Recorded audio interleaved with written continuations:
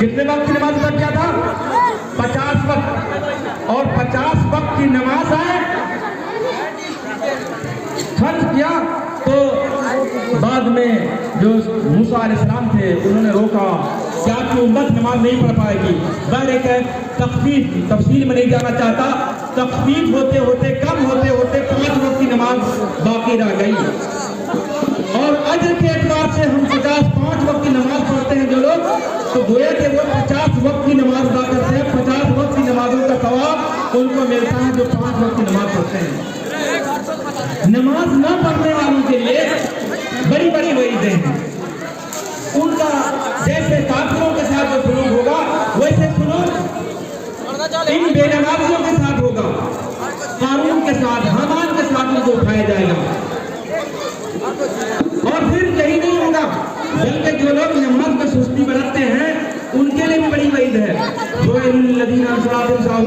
تباہی ہے ایسے لوگوں کے لیے، بربادی ہے، برباد ہے ایسے لوگ جو لوگ نماز میں کاہلی برتتے ہیں. کاہلی برتنے کا مطلب یہ نہیں ہے کہ ظہر نہیں پڑھی، عصر نہیں پڑھی، مغرب نہیں پڑھی، بلکہ ظہر پڑھی دیر سے، عصر پڑھی دیر سے، مغرب پڑھی دیر سے، کوتاہی کیا، دیر سے نماز پڑھی. ایسے لوگ نے کہا تباہ ہے، برباد ہے ایسے لوگ جو دیر کرتے ہیں نماز پڑھنے میں.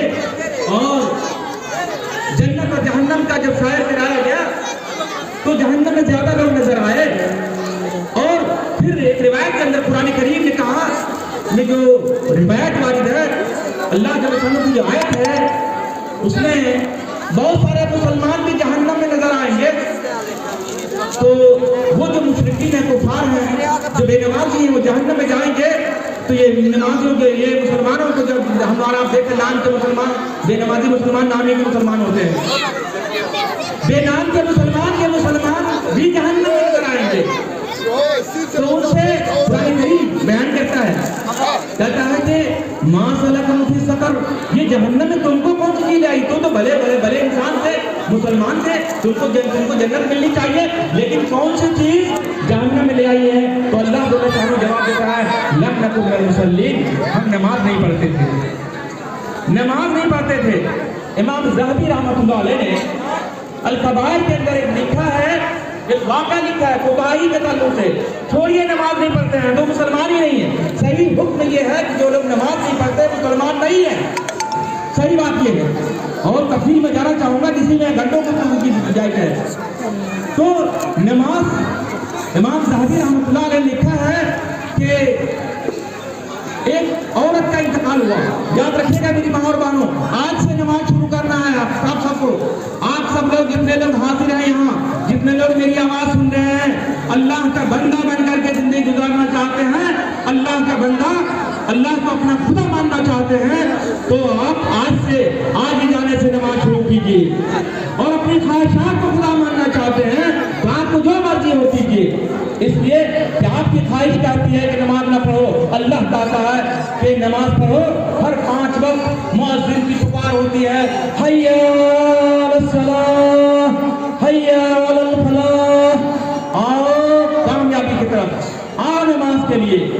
ہر وقت مؤذن پکارتا ہے، آپ بھٹائی سے اپنے کام میں مشغول ہوتے ہیں، آپ اپنی مرضی چلاتے ہیں، اللہ کی مرضی چھوڑ دیتے ہیں، رسول اللہ صلی اللہ علیہ وسلم کا حکم ماننے سے انکار کر دیتے ہیں. آپ نے خدا کس کو مانا؟ خدا آپ نے اپنی خواہش کو مان لیا. اور جو شخص اپنی خواہش کو خدا مانے گا تو ایسے لوگوں کے لیے جہنم اللہ جل شانہ نے بنا دیا ہے. جہنم کے بارے میں کہا حفت النار بالجمرات وحفت الجنت بالمکارہ. جہنم جو ہے، جو آگ ہے، جہنم کی آگ ہے، اس کو خواہشات سے گھیر دیا گیا ہے. یعنی ہماری جو خواہش ہو، نماز نہ پڑھنا، روزہ نہ رکھنا، ماں باپ کی اطاعت و فرما برداری نہ کرنا، ماں باپ کی خدمت نہ کرنا، اڑوس پڑوس کا ظلم کرنا، چوری کرنا، چماری کرنا، جوا کھیلنا، شراب پینا، نہ جانے کتنی برائیاں ہیں، ساری برائیاں کرنا، ان چیزوں سے اللہ اس کے رسول نے روک رکھا ہے. لیکن ہماری خواہش ہے ہم وہ برائی کریں گے. تو ہم نے گویا کہ اپنا خدا اپنے خواہشات کو بنا لیا ہے. ہم اپنی خواہشات کے غلام ہیں، اور جب اپنے خواہشات کے غلام ہیں تو جو لوگ بھی اپنے خواہشات کے غلام ہوں گے ان کا ٹھکانہ جہنم ہوگا. اور جو لوگ اللہ اور اس کے رسول اللہ صلی اللہ علیہ وسلم کی باتوں کی اطاعت کریں گے وہ لوگ جنت میں جائیں گے. اللہ کے رسول صلی اللہ علیہ وسلم سے ایک بار آپ صلی اللہ علیہ وسلم نے فرمایا کہ کل امتی یدخل الجنہ الا من ابا، قیل من یابا یا رسول اللہ، قال من اطاعنی دخل الجنہ ومن عصانی فقد ابا، کہ میری امت کا ہر فرد جنت میں جائے گا سوائے اس کے جس نے جنت میں جانے سے انکار کر دیا ہو۔ فرمایا یا رسول اللہ ایسا بیوقوف کوئی آدمی ہوگا جو جنت میں جانے سے انکار کر دیا؟ تو اللہ کے رسول صلی اللہ علیہ وسلم نے فرمایا کہ جس نے میری اطاعت کی، میری پیروی کی، میری بات مانی، گویا کہ وہ جنت میں جانے کے لیے وہ تیار ہے، اور جس نے میری بات نہیں مانی، میرے طریقے پر زندگی نہیں گزارا، گویا کہ اس نے جنت میں جانے سے انکار کر دیا۔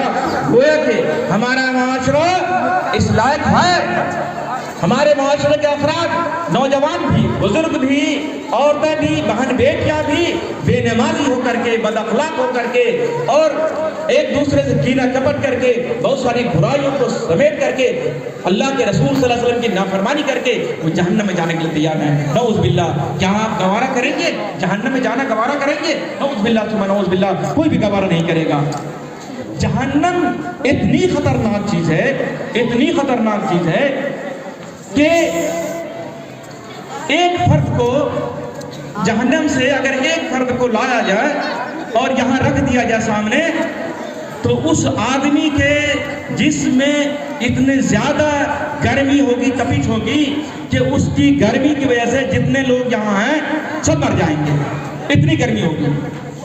بجلی اور کرنٹ میں جتنی گرمی نہیں تو اس سے زیادہ گرمی ہوگی ایک فرد میں۔ ایسی آگ میں جو 69 گنا زیادہ آگ کی تپش ہوگی، اس تپش اس آگ میں جلنا پڑے گا جہنم میں جانے کی وجہ سے۔ اور یہ خواتین، یہ مائیں بہنیں جن میں اور بھی برائیاں زیادہ ہوتی ہیں، اللہ کے رسول صلی اللہ علیہ وسلم کی جب زیارت کی گئی، زیارت کروائی گئی، معراج، اسراء اور معراج کے موقع سے جنت کا سائر کروایا گیا، جہنم کا سائر کروایا گیا، تو جہنم کی آگ میں جلنے والے سب سے زیادہ مرد کے مقابلے میں عورتیں زیادہ تھیں، عورتیں زیادہ تھیں۔ پوچھا صحابہ کرام نے یا رسول اللہ ایسا کیوں، عورتیں کیوں جنت میں جہنم میں آگ میں زیادہ تھیں؟ تو فرمایا دو برائی بتائی، دو برائی بتائی، دو برائی میں سے پہلی برائی کہا یکفرن العشیر، یکفرن اللعن یکفرن العشیر، کہ عورتوں کی عادت ہوتی ہے کہ لان تان زیادہ کرتی ہیں، بجر کو، کوڑ کو، خواہ ڈھکا، زبان درازی زیادہ کرتی ہیں، دوسروں پر کو ان پر لان تان زیادہ کرتی ہیں، یہ بڑا عیب ہے۔ اور اسی طرح سے یکفرن العشیر، وہ اپنے شوہر کی نافرمانی کرتی ہے۔ میں اس پر بھی گفتگو کروں گا کہ عورتوں میں بڑی برائی ہے۔ آج معاشرے میں علم جو نہیں ہے، جس کی وجہ سے، علم نہ ہونے کی وجہ سے مرد حضرات عورتوں پر ظلم کر رہے ہیں، اور عورتیں ہیں بے زبان ہیں، بے لگام ہیں، جو چاہتی ہیں کر لیتی ہیں، اپنے شوہروں کو ناراض کر کے طلاق لے لیتی ہیں، اور پھر زندگی بھر ٹھوکریں کھاتی رہتی ہیں۔ یہ جرم عورتوں کی طرف سے ہے، مرد کی نااہلی ہے کہ مرد یہ نہیں سمجھتے کہ یہ عورتیں یہ قیمتی دولت ہیں، دنیا کی سب سے بڑی دولت ہے، اس دولت کا احترام کیا جائے، عزت کیا جائے۔ بیوی جس کے بارے میں اللہ کے رسول صلی اللہ علیہ وسلم نے کہا خیرکم خیرکم لأہلی وانا خیرکم لأہلی، کہ تم میں سب سے بہتر شخص وہ ہے جو اپنے بیوی کے لیے بہتر ہو۔ اور فرمایا کہ میں، رسول اللہ صلی اللہ علیہ وسلم فرمایا کہ میں اپنی بیوی کے لیے سب سے بہتر ہوں۔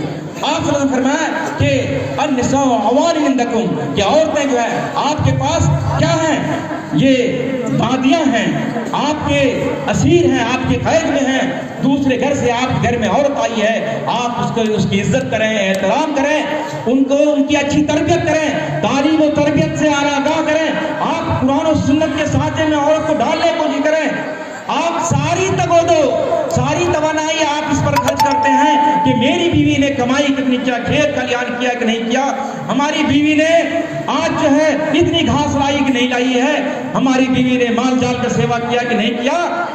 اس چکر میں رہتے ہیں، اس بات کو مرد حضرات بھول جاتے ہیں کہ آپ کے اوپر بڑی ذمہ داری تھی۔ قرآن کریم نے آپ کو کا مقام بہت بلند کیا، فرمایا اللہ رب العزت نے الرجال قوامون علی النساء بما فضل اللہ بعضهم علی بعض وبما انفقوا، کہ مرد جو ہے عورتوں پر داروگا ہیں، کیوں؟ اس لیے کہ اللہ جل شانہ نے بعض لوگوں کو بعض لوگوں پر فضیلت دی ہے، اور اس لیے بھی کہ مرد کا مقام بہت بلند ہے، اور اس لیے بھی کہ مرد جو ہے عورتوں کو کما کھول کر کھلاتے ہیں۔ آپ کی ذمہ داری بڑی ہوئی ہے، हम लोग जब छोटे से थे, हमारे यहाँ के मौलवी लोग जो निकाह पढ़ाते थे, हम लोगों के निकाह और उसके बाद भैंस की नस्ल की निकाह जो पढ़ाया, तो निकाह पढ़ाते हुए कहते थे मौलवी साहब कि फला बिंद फला को आपकी ज़ौजियत पे दी जाती है माँ नान नफका उसको बना के, क्या आपने कबूल किया? हाँ भाई, आपकी जिम्मेदारी देते थे वो कि आपको तो बीवी बना के दे रहे हैं फला को, लेकिन घर देने की जिम्मेदारी आपकी, खाना खिलाने की